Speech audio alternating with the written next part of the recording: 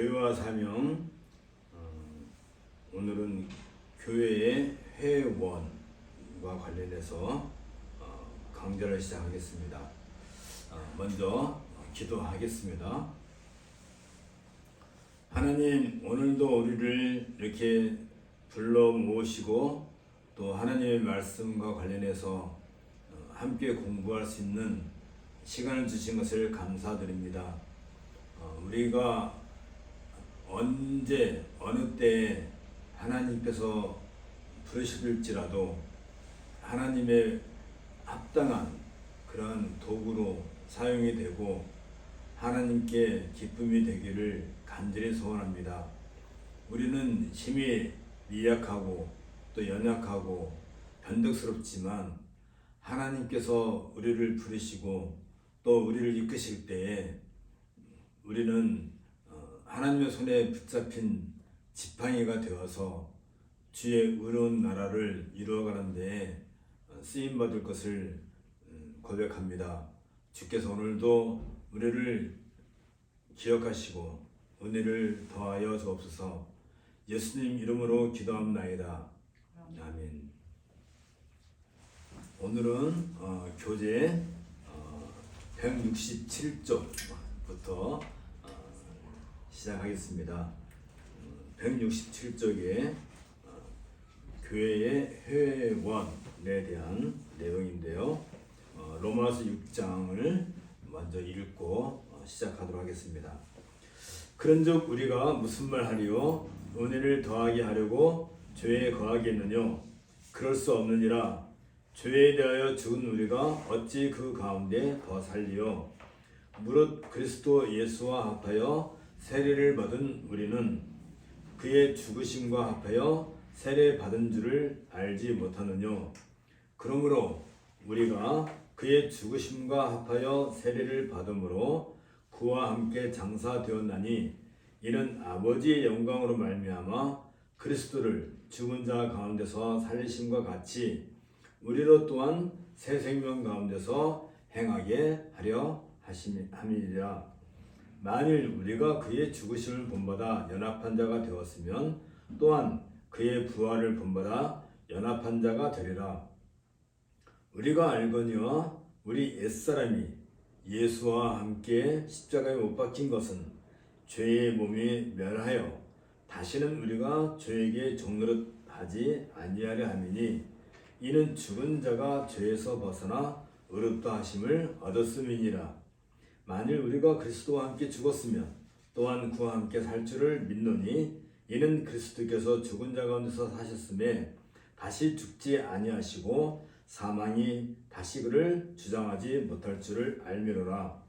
그의 죽으심은 죄에 대하여 단번에 죽으심이요 그의 살으심은 하나님께 대하여 살으심이니 이와 같이 너희도 너희 자신을 죄에 대하여는 죽은 자요 그리스도 예수 안에서 하나님을 대하여는 산 자로 여길지어다.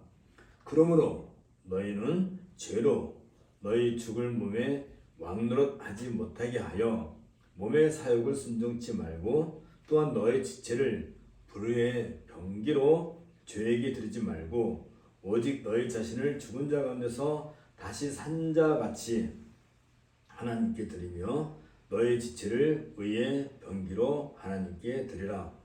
죄가 너희를 주관치 못하리니 이는 너희가 법 아래 있지 아니하고 은혜 아래 있음이니라. 그런즉 어찌하리요? 우리가 법 아래 있지 아니하고 은혜 아래 있으니 죄를 지으리요? 그럴 수 없느니라.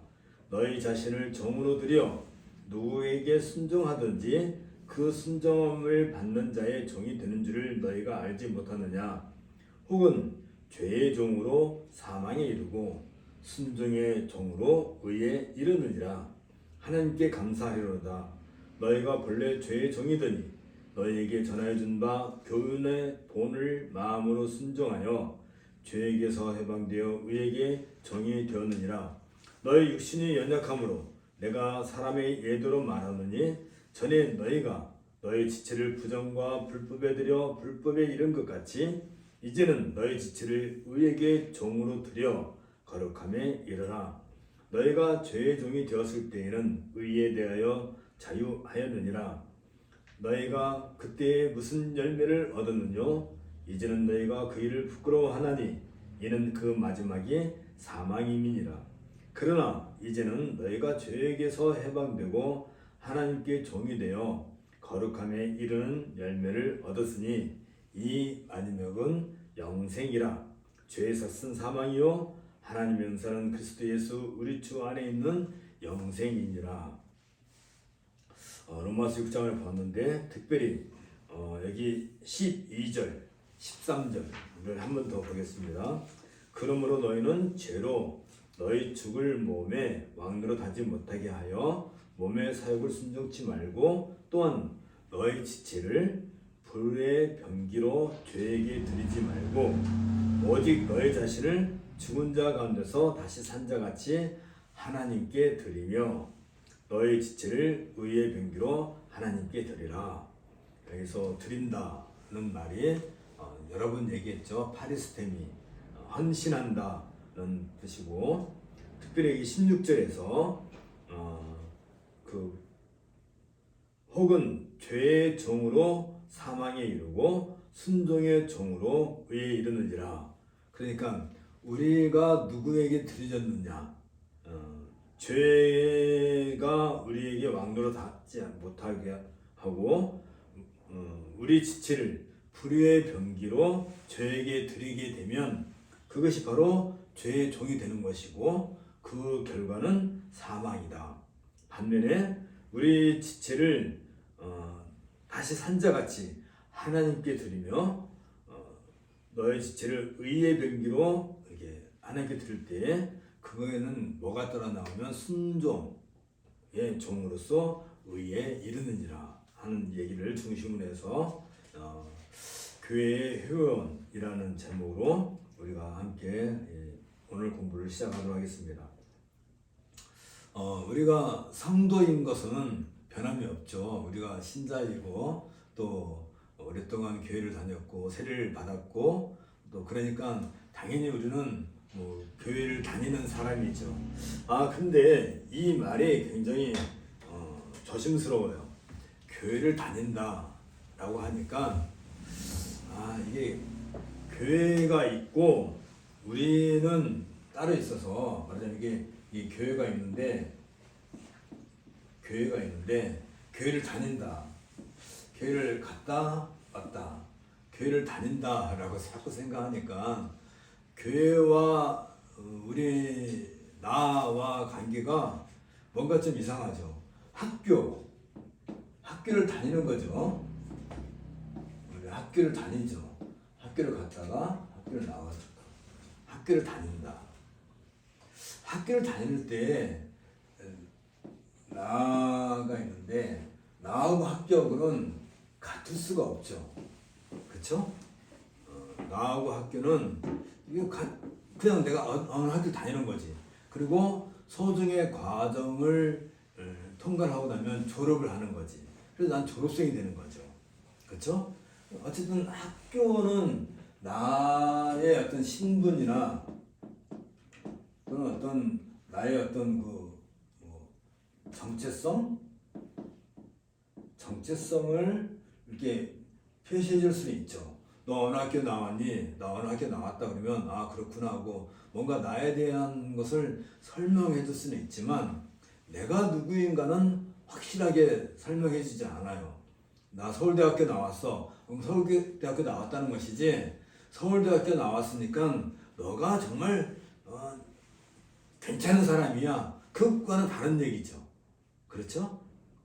서울대학교 나왔으니까 이 사람 아주 훌륭한 사람이고 괜찮은 사람이고 누구에게든지 존경받고 또 누구에게든지 이렇게 잘해주고 그런 거하고 다르다는 얘기죠.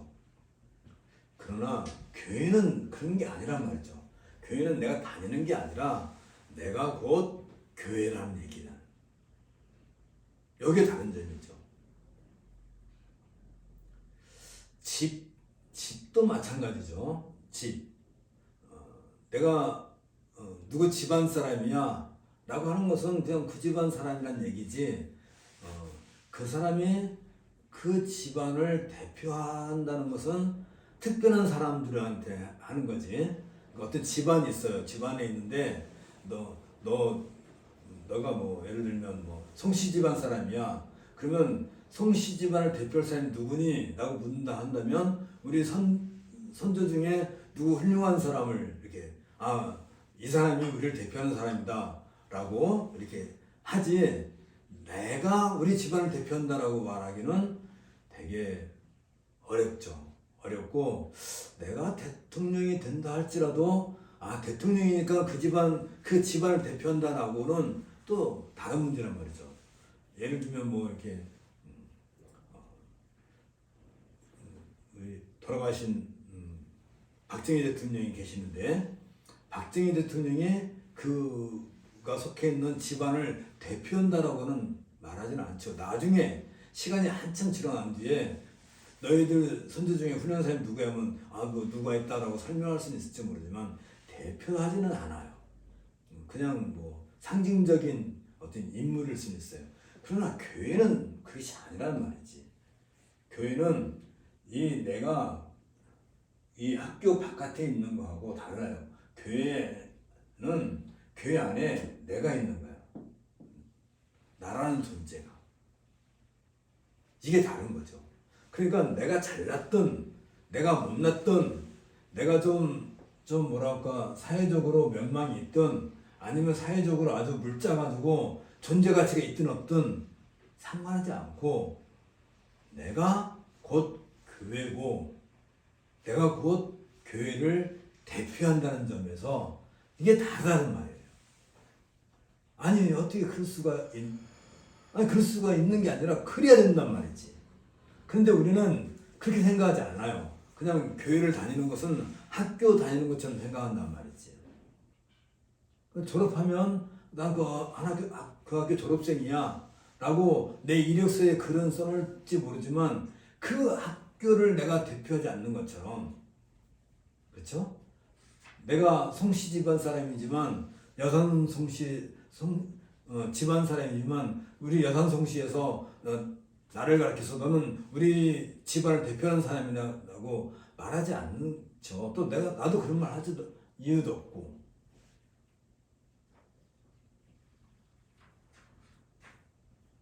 그러나 교회는 그렇지 않단 말이죠. 물론 우리가 늘 교회를 얘기할 때 교회는 그리스도의 몸이다. 그리스도는 교회의 머리이시다. 할 때 요 개념은 늘 하나의 개념으로 얘기해야 되는 거지. 그리스도는 머리니까 따로 두고 교회는 몸이니까 따로 두고 몸과 머리를 분리할 수 없잖아요. 그러면 내 머리가 무슨 생각을 하고 있는지는 내가 무슨 생각을 하고 있다 한단 머리가, 그러면 그게 어떻게 하냐면 어떤 행동으로 나타날 거 아니에요. 그렇죠? 그럼 여기에 무슨 뭐 이렇게 맛있는 음식이 많이 쌓여 있는데 들어오자마자 허겁지겁 음식을 먹는다 한다는 것은 머리가 뭘 생각하고 있는 거예요? 배가 고프구나, 먹어야 되는구나. 그러니까 뭐 주변 사람 신경 쓸 것이 막 먹고. 근데 전혀 맛있는 음식이 있는데 별로 먹질 않아. 행동이. 그 뭐예요? 머리가 뭘 생각하고 있는 거야?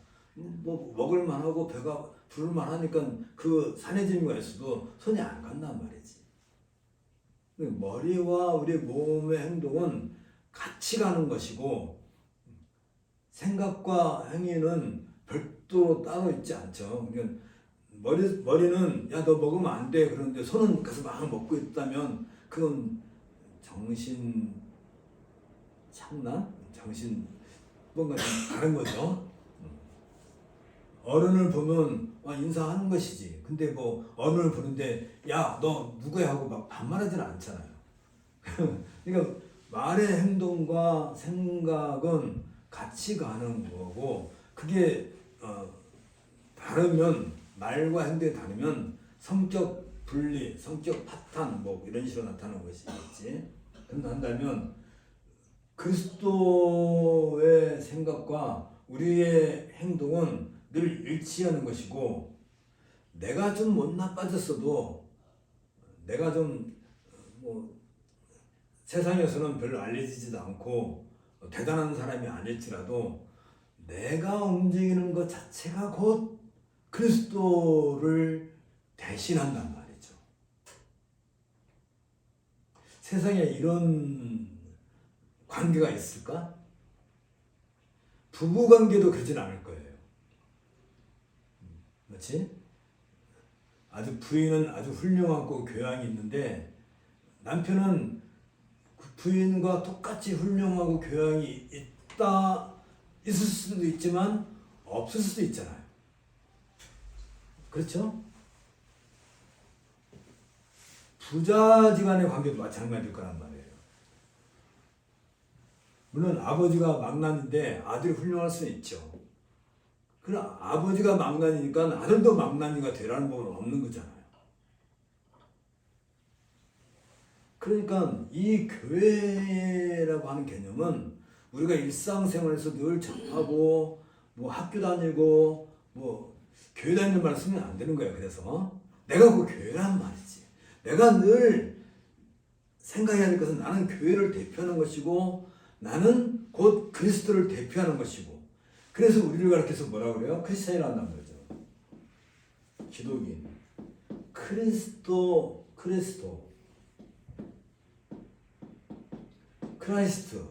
그리스도 사람이다. 우리는 크리스찬이라고 하는 것 자체가 크라이스트, 그리스도의 사람인 거야. 그러니까 내가 움직이면 누가 움직이는 거야? 그리스도께서 움직이시는 거란 말이죠. 내가 누군가에게 무슨 말을 하면 내가 다른 사람이 나를 볼 때 너 크리스찬이지? 아 그리스도께서 그렇게 말씀하시는 거구나. 그래서 그리스도가 그렇게 하는 거구나 라고 일치화돼서 생각하는 것이지 아 그리스도는 저 위에 하늘에 따로 계시는 거고 너는 행하는 것이 그렇구나. 그러니까 너는 그리스도를 안 닮아도 되고 그리스도와 상관없어도 되고 그냥 그리스도는 그리스도시고 너는 네 마음대로 살아라. 그렇게 세상 사람들도 말하지 않는단 말이지. 그렇죠? 세상 사람들이 왜 교회를 욕하고 왜 교회를 욕해요?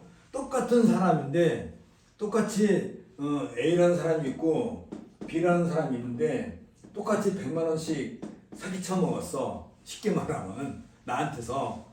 근데 세상 사람이 그러면 그놈 나쁜 놈이야. 그놈 사기꾼이야. 라고 그러는데 교회에 그러면 아니 교회에 다니는 사람이 그래? 하고 더 성질을 낸단 말이야. 왜 그래요? 똑같이 나쁜 짓을 했는데 왜 세상 사람들은 아, 그 사람은 뭐 그냥 천선이 그래 나쁜 놈이야 그러니까 그냥 그럴 수도 있어 하고 하는데 교인이 그러면 진짜 무슨 욕을 바가지로 더해. 왜 그러겠어요? 크리스찬이라고 하는 이 정체성은 세상 사람들조차도 다르게 보는 거예요. 왜 다르게 보는 줄 아세요? 왜 그런지 아세요? 세상 사람들은 쉽게 말하면 그들이 가야 될 곳은 지옥이에요.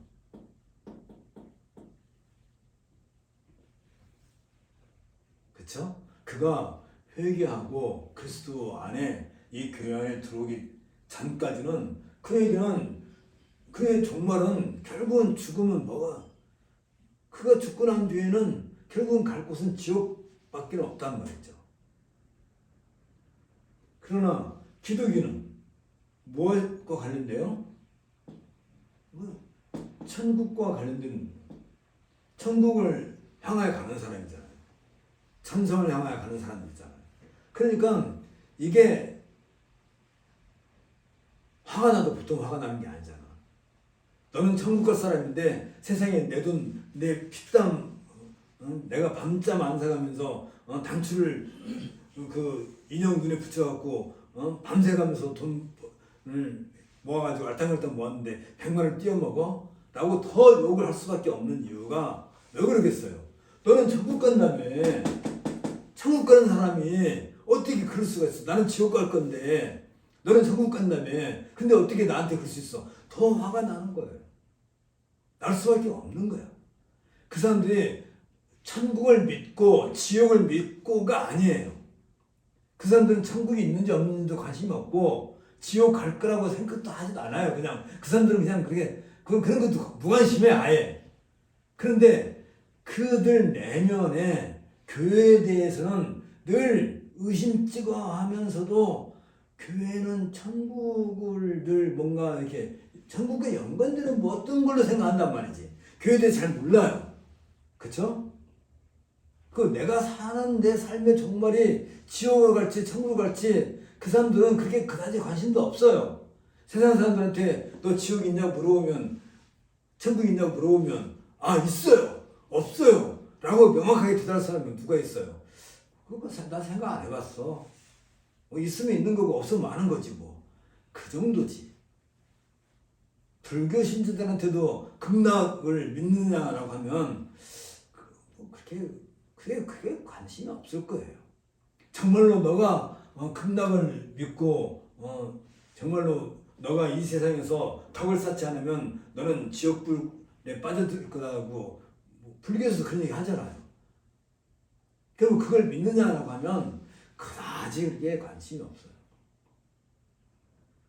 그러니까 세상 사람들은 무의식 가운데 기독교인들을 또 교회를 더 욕을 하는 거예요. 어떻게 우리가 먹고 살자고 애를 쓰는 이 세상에서 너네들도 똑같이 우리하고 그런 가치관 갖고 사느냐고 우리한테 손깍지를 하는 거야. 너네는 천국 간다며. 천국 가는 사람이 어떻게 똑같이 그거 10원짜리 20원짜리 하나 갖고 똑같이 우리랑 싸우냐고. 그건 가치 기준이 다르다는 것을 그 사람들이 더 세상에 믿지 않는 사람들이 더 그걸 그래서 더 교회를 욕하는 거예요.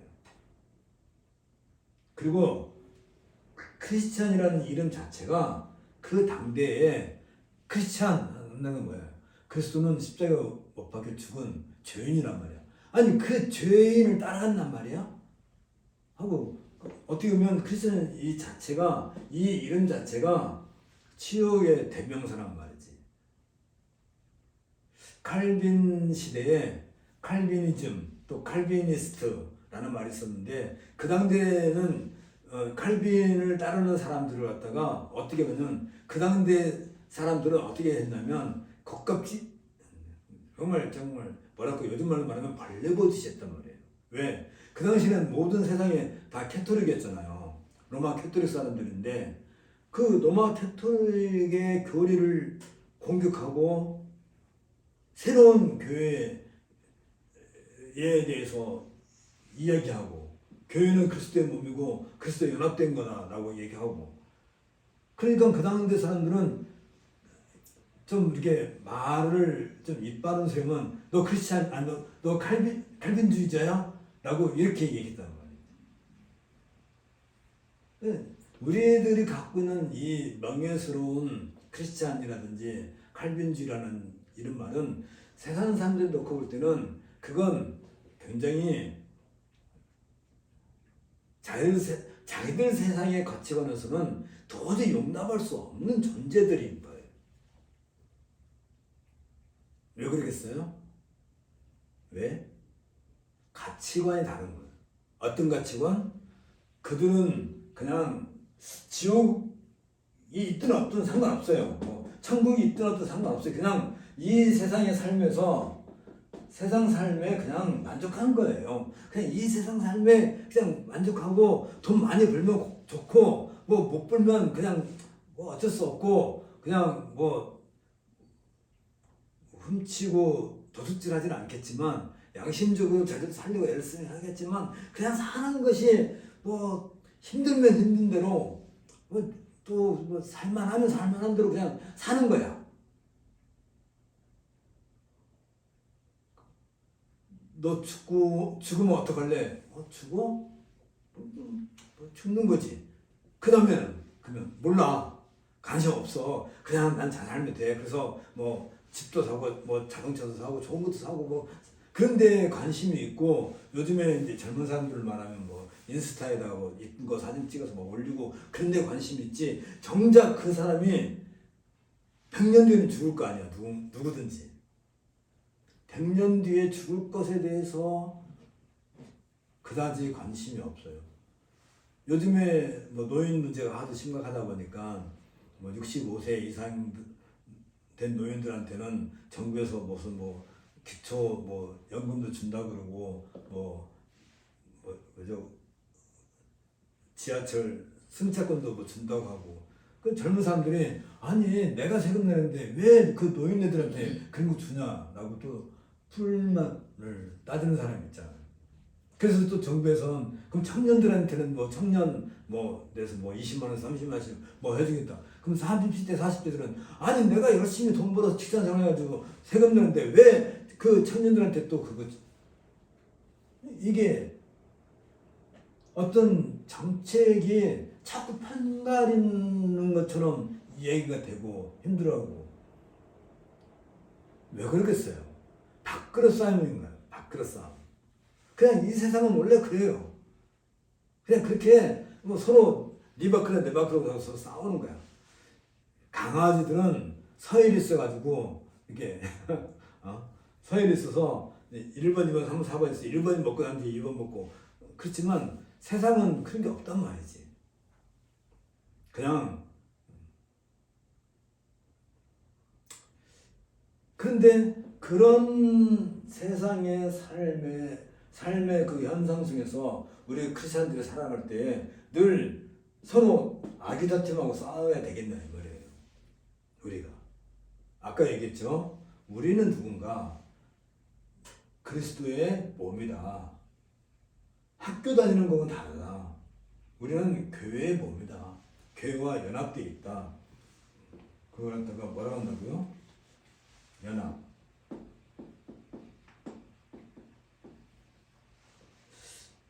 유니오 미스티카. 신비스러운 연합이다. 세상에서 이런 건 없는 거예요. 나 하나가 이 거대한 우주적인 교회를 대표할 수 있다는 것이 말이 되나요? 나 하나가. 내가 좀 이렇게 등치도 좋고 얼굴도 잘생기고 뭐 이렇게 영향력도 있고 재산도 많고 한다면 나는 우리 교회를 대표할 수 있어 라고 이렇게 좀 떳떳하게 할 수 있으면 좋겠는데 그래도 어림도 없긴 하겠지만 그러나 별 볼 일 없고 그냥 하루 세끼 그냥 일해서 먹고 사는 그 사람조차도 이 영광스러운 교회를 대표하는 사람이라고 그런 명예 한 나라를 대표하는 사람으로 대사로 외국에 보내는 거잖아요. 엠베서더 대사라고 그러잖아요. 그 사람은 그 나라를 모든 품격을 대신하는 사람이잖아요. 이 교회를 대표하는 사람으로 우리를 세상에 보내셨다 한단 말이지. 그래서 이 세상에서 우리는 다시 말하면 교회는 곧 하나님 나라라고 수없이 얘기했잖아요. 하나님의 나라를 대표하는 대사란 말이지. 엠베서더란 말이죠. 여러분들은. 아니, 우리는. 내가 움직이고, 내가 말하고, 내가 무언가를 주사 선택하고, 내가 어떤 열매를 드러내고 하는 것은 다 무엇을 대신하는 거라고요? 하나님의 나라를 대신하는 위치에 내가 서 있다는 거예요.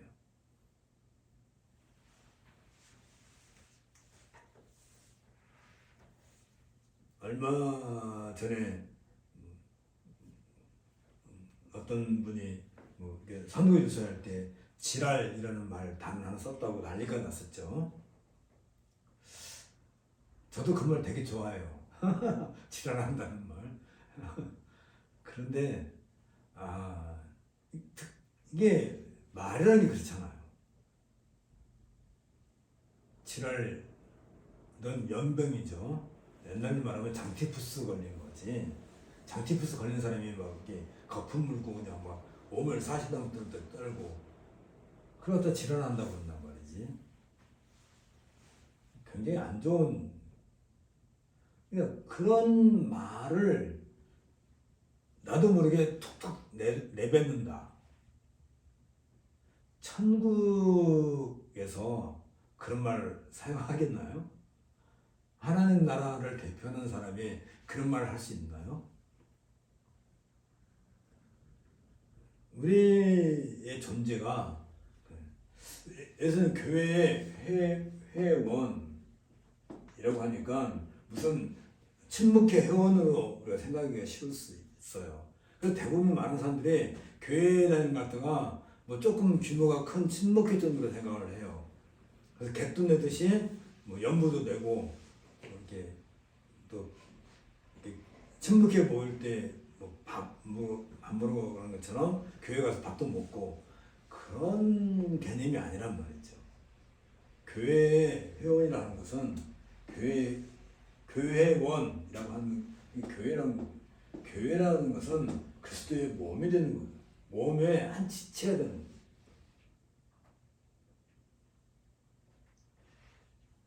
그런데 우리는 늘 이런 부분에 있어서 이론적으로 알아요. 뭐 맞아, 우리는 그리스도의 몸된 교회 회원이야 라고 아는데 실제 생활에 오게 되면 그것과는 전혀 상관이 없어요. 옛날 어른들은 늘 애들이 바깥에 나갈 때 너는 우리 집안의 장손이고 너는 우리 집안의 뭐 맷째 아들이고 우리 집안의 이름을 먹히서는 안 된다, 이런 것을 늘 당부를 하고 내보냈단 말이지. 그래도 바깥에 나가면 그 난장피를 피우는 거잖아요. 왜? 그 아이가 우리 집안을 대표한다는 의식이 없어요. 늘 어르신들은 그 자녀들이 바깥에 나갈 때 너는 우리 집안을 대표하는 사람이다. 그러니까 어디 가서든지 예의 바르도 하고 깍듯하게 하고 공손하게 하고 다른 사람들한테 욕먹지 말고 싸우지 말라고 당부를 하고 내보낸다 할지라도 그 아이가 가서 하는 것은 뭐냐면 자기 나이만큼 하는 거예요. 그렇죠? 5살짜리가 나는 우리 집안을 대표하는 사람이야 라고 그런 의식을 가질 정도 된다면 한 20살 정도 약관이라고 그러죠. 남자 20살 정도 그때쯤 되면 이제 뭔가 이렇게 의식이 들고 장가도 들고 나는 우리 집안을 대표하는 사람이라는 그런 생각도 하고 하지만 요즘은 또 그런 생각도 안 한단 말이지. 요즘은 아예 집안이라는 말조차도 사용하지도 않아.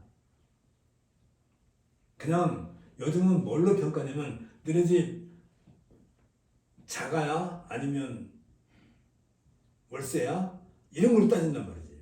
아파트 기준으로 평가를 하지 너네 집안이 뭐야? 어느 집안 사람이야?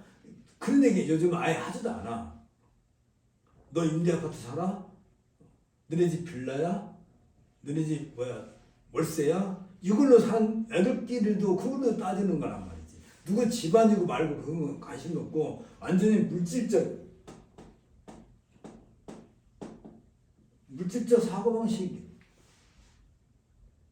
근데 이런 사고방식 가진 사람들한테 천국이 어떻고 지옥이 어떻고 말하면 그게 말의 씨가 맥혀요? 아예 귀담아 듣고 듣지도 않는단 말이지. 더군다나 이게 우주 과학이 발달하고 태양계가 어떻고 뭐 은하계 우주가 어떻고 그런 게 하다 보니까 도무지 천국은 어디에 있는지, 아니 지구에서 우주 끝에까지가 135억 광년이라며. 억 광년이에요. 그냥 억년도 아니고 억 광년이야, 광년. 이렇게 우주가 넓은데 천국이 우주 바깥에 있을까? 아니면 우주 안에 어디 있을까?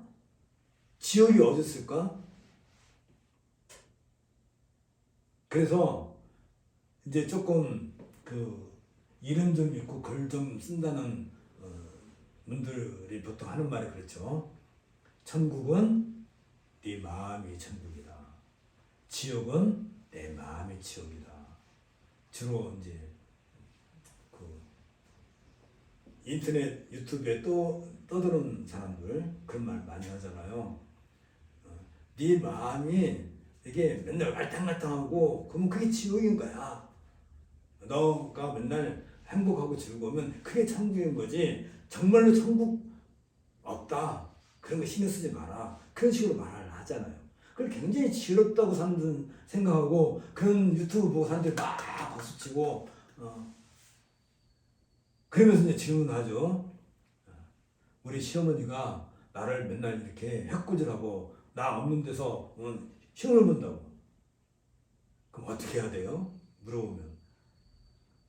그럼 또 이제 어떻게 뭐라고 답을 또 하고 그러면 같이 깔깔깔 웃고 그 시어머니한테 잘해드리세요. 날마다 맛있는 거 사드리세요. 그렇게 모든 관심이 어디 있냐면 그냥 내가 마음이 행복하고 즐거우면 천국이고 내가 마음이 불편하면 지옥인 거야. 그러니까 그러니까 모든 이 우주라고 하는 광대한 우주를 뭘로 하냐면 내 마음속 하나, 내 머릿속 하나로 그냥 다 축소시켜버려요. 지옥도 천국도 그 안에 있는 거야. 정말로 그래요? 정말로 그러냔 말이지.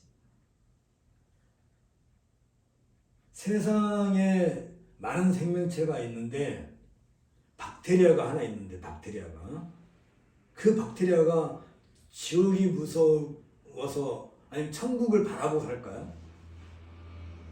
아니면 여기 이렇게 조그마한 식물이 하나 있는데 저 식물이 지옥을 갈까 두려워할까요? 아니면 천국을 소망할까요? 아니면 길가에 다니는 고양이가 지옥 갈 것을 두려워하겠어요? 아니면 천국을 바라보면서 내가 여기를 다닐 때 아무 데서나 오줌 싸지 말고 아무 데서나 변을 보지 말고 고양이가 그런 생각 하나요? 아니 코끼리가 그런 생각 하나요?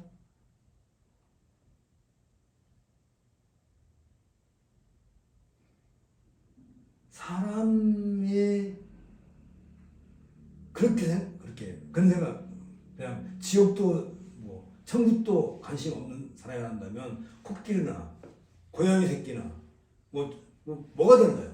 살아가는 것이 그렇죠? 사람은 다른 존재잖아요. 그런 동식물 세계랑 다른 존재잖아요. 사람은 뭐가 달라요? 사람은 죽음 이후를 생각하니까 다른 거예요. 존재가.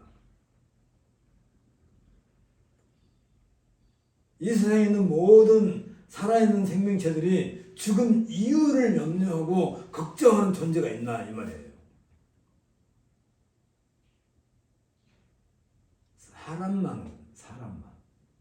그런데 사람 중에서 죽음 이후를 이야기할 수 있는 사람은 전체 인구 중에 몇 명이나 되겠어요.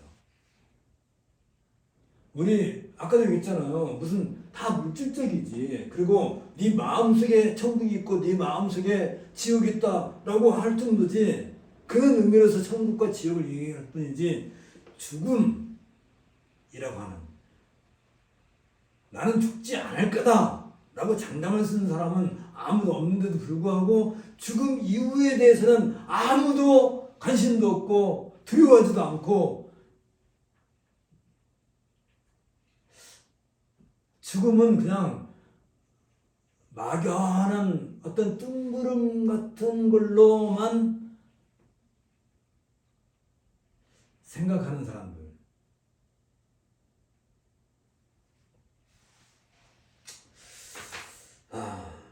오늘 서론이 되게 길었네.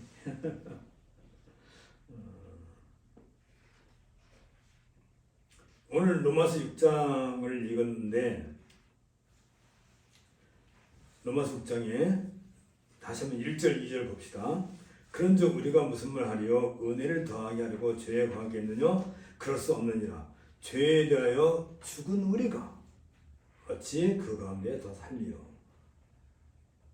그리고 바로 이어서 무릇 그리스도 예수와 합하여 세례를 받은 우리는 그의 죽으심과 합하여 세례받은 줄을 알지 못하느뇨. 대뜸 딱 하는 말이 죽음에 대한 얘기.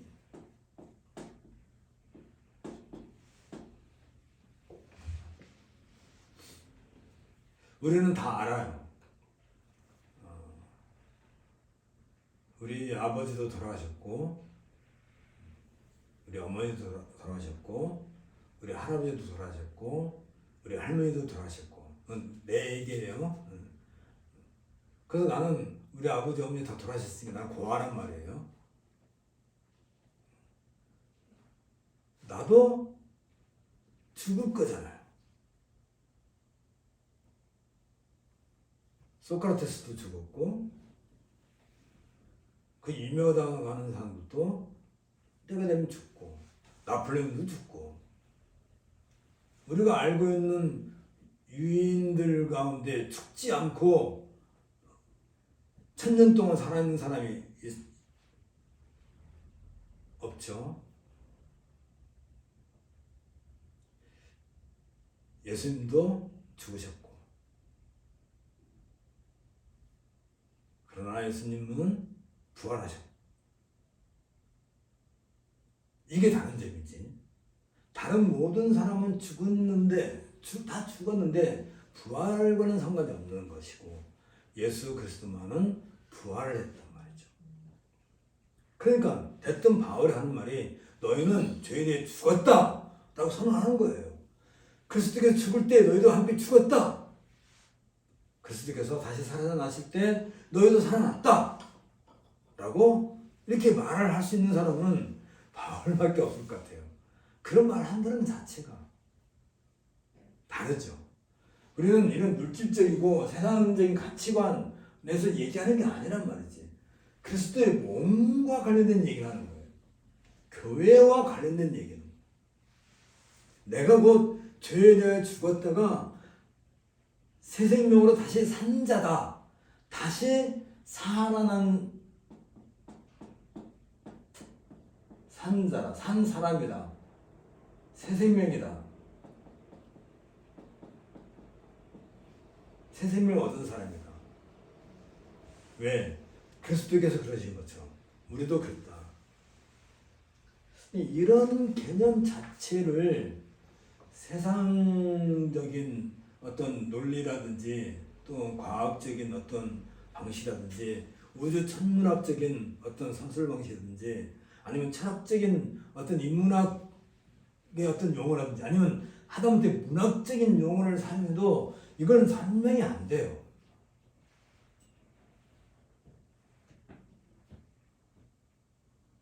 왜 안 되냐면 그들이 가지고 있는 기본적인 생각이라든지 사상이라든지 문학적 기법이라든지 철학적인 어떤 서술이라든지 모든 방식이 어디에 있냐면 그들은 죽음 가운데 있기 때문에 그래요. 죽음 안에 있기 때문에 도무지 죽음 밖에 있는 생명에 대해서는 어떻게 서술할 방법이 없어요. 증명해낼 방법이 없단 말이죠. 아예 이건 이 죽음이라는 영역과 생명의 영역은 완전 이건 다른 차원의 얘기인 거예요. 죽음 가운데 있는 사람들이 내가 뭐 돈을 많이 벌고 명예를 얻고 무슨 뭐 석박사를 따고 그렇게 사는 사람들에게 있어서는 그들에게는 생명이라고 하는 그런 개념 자체가 그냥 없는 거예요. 그냥 고양이나 뭐 쥐벼룩이나 요즘에 뭐 빈대가 또 유행한다고 하는데 그냥 빈대가 사는 거나 똑같은 거예요. 그냥 남의 피 빨아먹고 사는 거나 똑같은 것이지.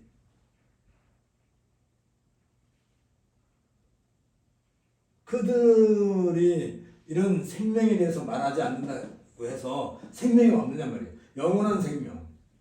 우리가 말하는 것은 영생이죠. 영생에 대해서 모르는 사람들이 그냥 세상 사람들인데 죽고 난 뒤에는 아무 관심이 없는 사람들이잖아요. 그들이 지옥에 가든 말든 뭐 어쨌든 신경 안 쓰는 사람들인데 그들의 영생에 대해서 무슨 문학적으로 아니면 철학적으로 아니면 우주과학적으로 아니면 원자의 어떤 그 이론 요즘에 양성자 뭐 이런 것도 하고 뭐 그러는데 그런 거를 증명해낼 수 있냔 말이죠. 없어요. 기대를 하지 말아야 돼요. 그런데 우리는 그런 사람들이 그렇게 말하면 아 대단한 분이 그런 말 하는가 보다 하고 거기에 그냥 혹하고 넘어가가지고 우리는 그런 존재가 아니란 말이지. 영생이라고 하는 개념은 뭐 불교에서 말하는 뭐 그런 극락 개념하고 다른 거고 우리 옛날에 뭐 옥황상제가 말하는 뭐 그런 개념이 아니란 말이죠. 불교의 극락이라든지 무슨 뭐 옥황상제 뭐 이런 얘기는 항상 거기에는 뭐가 따라요? 상벌 상벌이 따른단 말이지. 너가 이 세상에서 어떻게 덕을 쌓고 남들에게 덕을 베풀고 그래서 신봉사처럼 300석을 공양비를 내면 눈이 떠지고 뭐 이런 항상 공과 공덕을 따진다. 공력을 쌓아야 된다고 생각하는 거죠. 그렇지 않으면 뭐가 와요? 벌이 오는 거지. 그래서 지옥불에 빠진다고 하는 것이잖아요. 그런 개념의 벌이지. 실제의 지옥은 아니란 말이지. 그 사람들은 뭐 실제 지옥을 항상 상벌의 개념으로 얘기한다는 거죠. 상벌의 개념으로. 그런데 여기 로마서 여기 다시 한번 볼까? 16절에 있는 것처럼 죄의 정으로는 사망에 이르고 다시 죽음에 이르고 순종의 정으로는 의에 이르느니라 할 때 우리는 이 그리스도의 몸된 교회에서는 상벌의 개념이 아니라 순종과 불순종의 개념입니다. 하나님의 말씀에 대한 순종이면 그 의라고 하고 하나님의 말씀에 대해서 불순종하면 그걸 악이라고 한단 말이죠. 그러니까 세상에서의 죄 개념은 늘 상을 아니면 벌을 이것과 연관돼서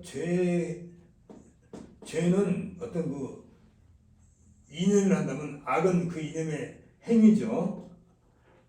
죄악은 같이 가는 거예요. 악이라고 할 때 죄는 어떤 것에 대한 개념이라고 하고 악은 그것이 나타나는 행위란 말이지. 죄악이라고 하는 거고 우리는 그런 얘기가 안 해요.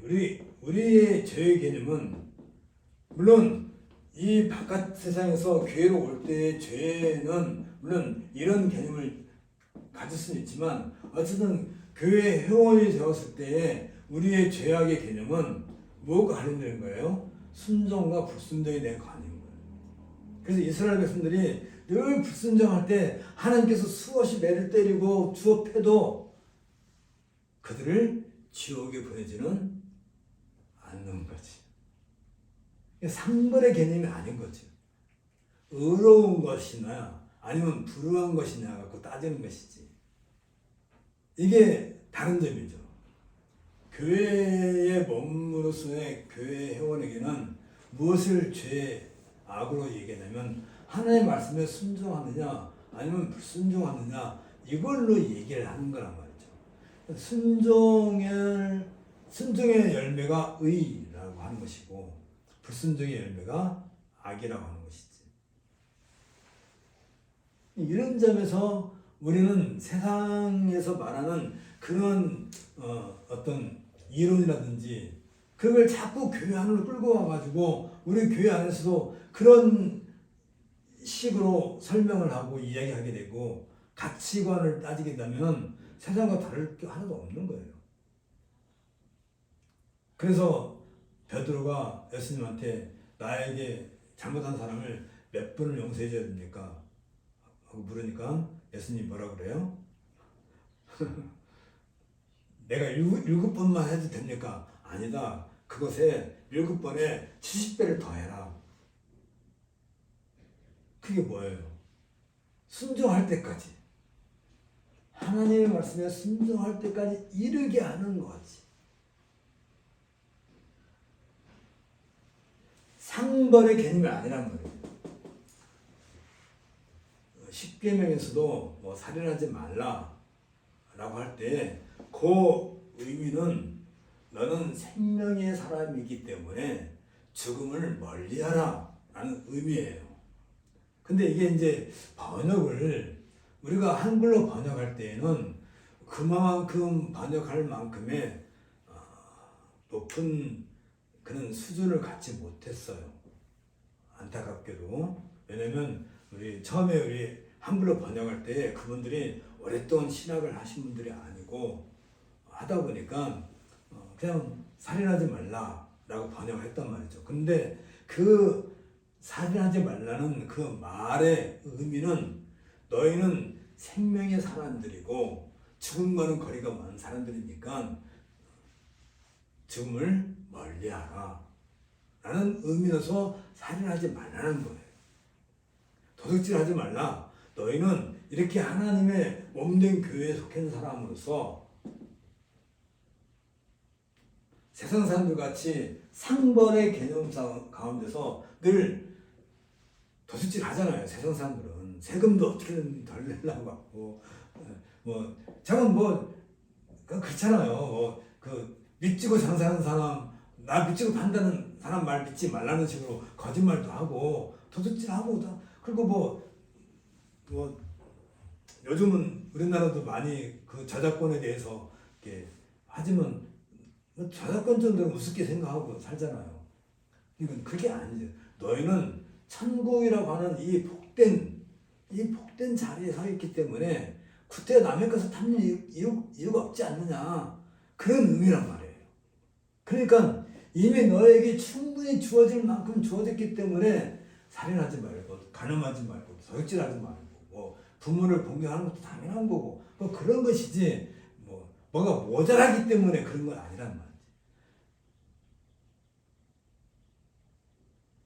이미 하나님께서 우리에게 충분하고 완전한 삶에 대한 책임을 다 져주실 것이기 때문에, 그런데도 불구하고 남의 생명을 해치고 뭐 이렇게, 그건 이 엄청난 법을 놔두고 진짜 말 그대로 집에 다 금송아지 하나씩 다 있다면서요. 집에 웬만하면.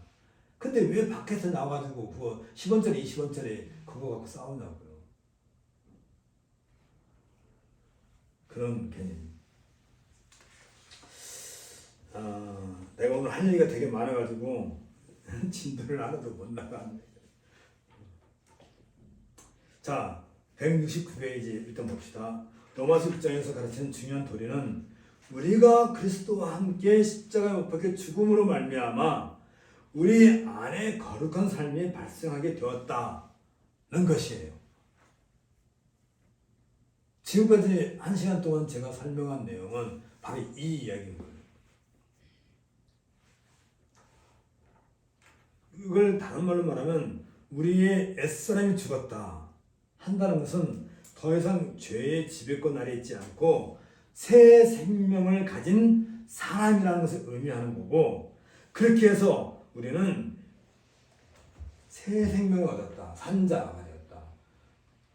이걸 신학적인 용어로 칭의, justification 할 때 의가 뭐라고 그랬죠? 순종이 의를 이룬다고 했잖아요. 순종하는 사람, 하나님의 말씀에 순종하는 사람이 되었다는 의미로서 칭의라고 한단 말이에요. 내가 뭔가 대단한 어떤 뭔가 있어가지고 나에게 어떤 능력이 뭔가 생기고 전에는 없었던 무슨 뭐 칼이라든지 성능 좋은 총이 생겨가지고 뭔가를 막 대단하게 할 수 있는 그런 사람이 되었다는 게 아니라 어떤 사람이 된 거예요? 하나님의 말씀에 순종할 수 있는. 근데요, 어린아이가 태어났어요. 어린아이가 태어나면 그 강아지 새끼예요? 사람 아이예요? 사람 아이예요. 한 짓은 강아지도 못해. 아니, 갓난아이가 아무 때나 쉬하고 뭐 대변 보고 그러지, 강아지는 그래도 태어나서 얼마 안 되면 눈 뜨고 이렇게 좀 다르단 말이에요. 이게. 그쵸? 짐승의 새끼는요, 태어나자마자 이렇게 달라요, 자가. 근데 사람의 애는 태어나자마자 할 수 있는 게 아무것도 없어요, 그냥. 캥거루는 태어나자마자 어떻게 해요? 거기서 올라가가지고 엄마 젖꼭지까지 치가 키에 찾아 올라가잖아요. 사람은요, 이걸 사람 새끼라고 한다는 건 말이 안 되지만, 아기는 태어나면 그냥 하는 게 우는 것밖에 없어요. 하루 종일 물어대끼는 것밖에 없는 거야. 그것도 거의 1년 가까이. 그런데 사람과 강아지 새끼는 차원이 다르단 말이에요. 생명을 가졌다는 것이다. 생명. 물론 강아지도 생명을 갖고 있는 거지만 다른 생명이지. 강아지 생명은 지옥에 대한 개념이 태어날 때부터 죽을 때까지 없어요. 사람은 어렸을 때는 모르지만 철들면 천국과 지옥을 느껴요. 말은 하지 않아도 은근히 지옥 갈 때 들어. 그래서 나이가 많이 먹으면 먹을수록 교회 안 다니는 사람도 죽음에 대해서 두려워하고, 죽음이 무서운 게 아니라 사실은 죽음 이유가 더 두려운 거예요. 그래서 죽는 걸 무서워하는 거예요. 그러나 사람들이 생각할 때는 죽음 이유에 대해서 말하지 않기 때문에 저 사람이 죽음을 되게 두려워하는 거구나. 누가 총 들고 너 이렇게 빵 쏠라고 그러면 막 두려워하고 벌벌벌 떠는 이유가 뭐예요? 죽을 것 때문에 무서워하지만 사실은 죽고 난 뒤에는 대책이 없잖아요.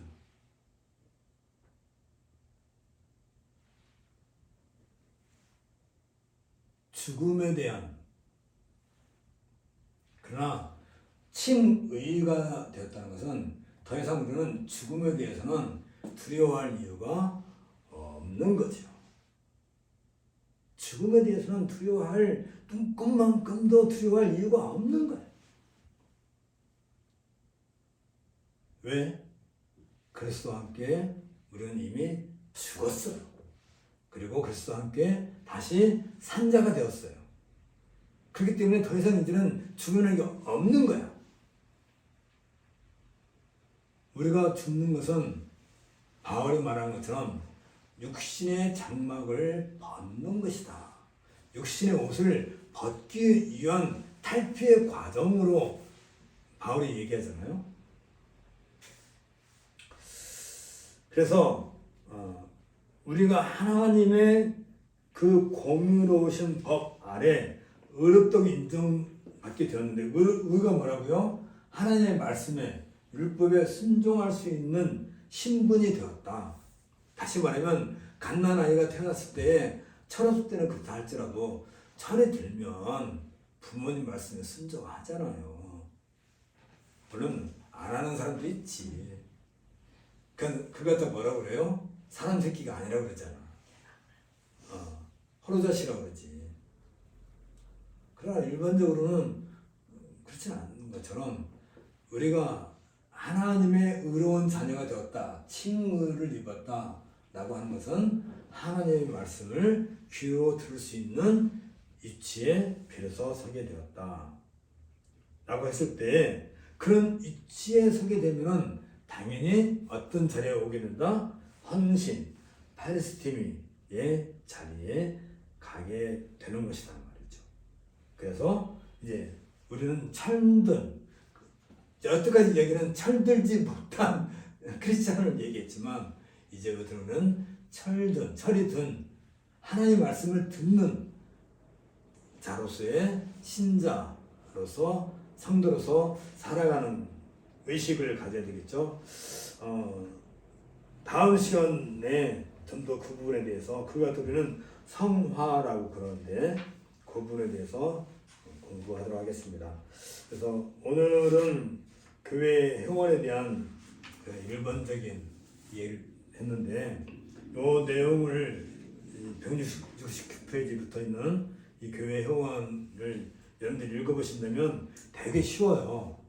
그리고 당연한 얘기인데 어떻게 보면 우리가 너무 이 부분에 대해서 등한시했고 왜 무관심한지 아세요? 우리는 천국은 그냥 개념 속에서 천국만 생각하고 지옥도 그렇게 생각하고 우리의 현실이 더 급해. 늘 현실이 급해. 당장에 내일 모레 월세 낼 것이 급하고 당장에 은행 대출 갚을 것이 급하고 당장에 애들 학비를 낼 게 급하고 이 현실의 삶이라는 것은 그냥 처음부터 끝까지 다 돈이야. 돈만 있으면 해결되잖아.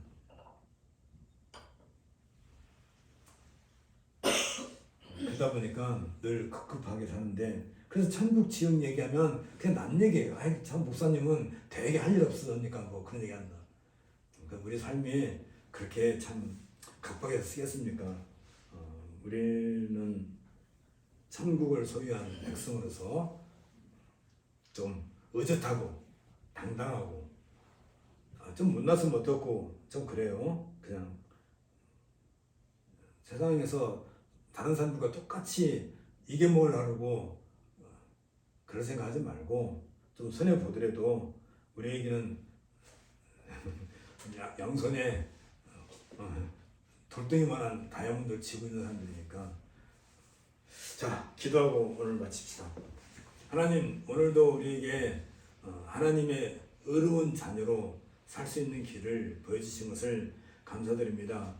무엇보다도 주님의 자녀로서 하나님의 말씀에 귀를 기울일 수 있는 그런 위치에 서게 된 것만 하더라도 우리는 얼마나 큰 복을 받았는지 말로 이루 행용할 수 없습니다.